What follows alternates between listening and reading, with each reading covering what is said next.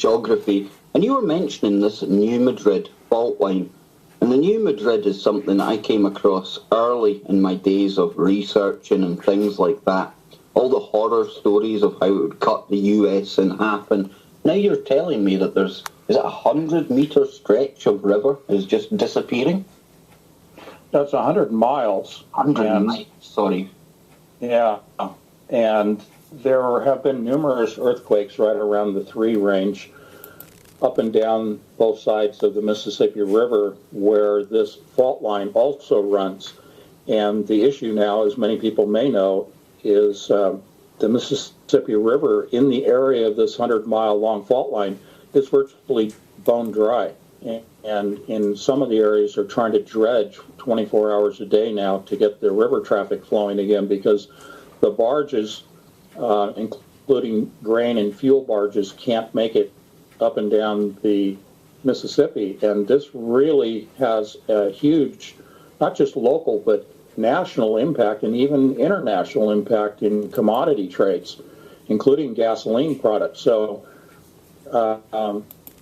the question is, where's the water going? And like I was saying to you, Tony, I mean, there's been earthquakes around there. To me, I'm no geologist, anything like that, but it sounds to me like there might be some kind of chasm or something opening up down below, and that in itself could be something to watch, right? Yeah, because there were, as I said earlier, there were no drought conditions that precipitated this loss of water from the river, and there really hasn't been any good reporting on this in terms of explaining it.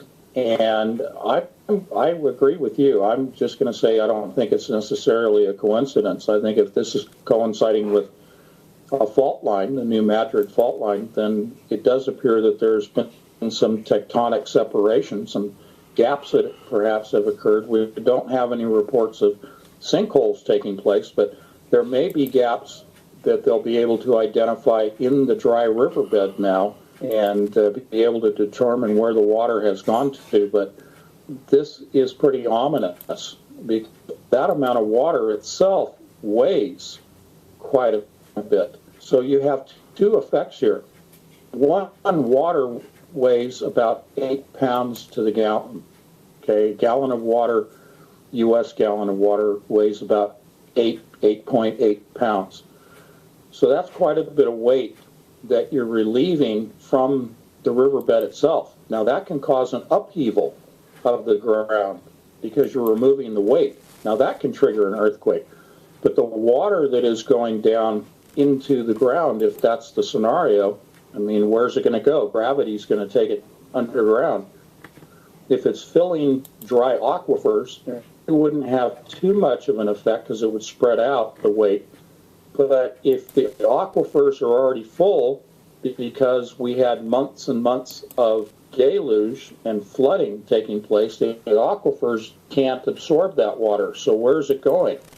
It must be going to new cracks in the ground, new cracks in the mantle itself. Now, how deep it runs, I don't know, but that can cause a shifting just because of its weight. If it's concentrated enough in specific pockets underground, that could trigger an earthquake, I would expect. Yeah, it's almost like, I mean, for lack of a better term, again, like a rebound effect. It's used to having all that weight on it, and then that's displaced. And then obviously there's going to be some kind of reaction by the surface itself as well. And I'm seeing in the chat room, Phyllis is one that's bringing this up, and this is something I've always kind of speculated about in the past, Tony, and we're going into speculation here, but how about something that's referred to as an expanding Earth event?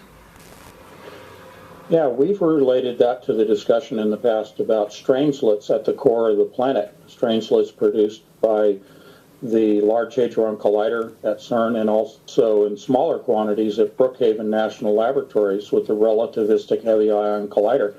Is this evidence of the tectonic pulling apart, the separation because of the expansion of the planet, the diameter, the expansion of the crust? I do believe that that is occurring. I think that there is more earthquake activity due to the separation of the plates as opposed to what is still continuing, but I think in a reduced fashion, which is the subduction of the plates, one plate diving under the other. So I think that we're seeing some precursors, and I don't want to be pointing fear or anything, but if you lose this much water along the 100-mile stretch of the Mississippi River, and we've seen because of drought that this happens, but there's no drought causing this. And there's only one explanation, and that's a separation of the tectonic plates.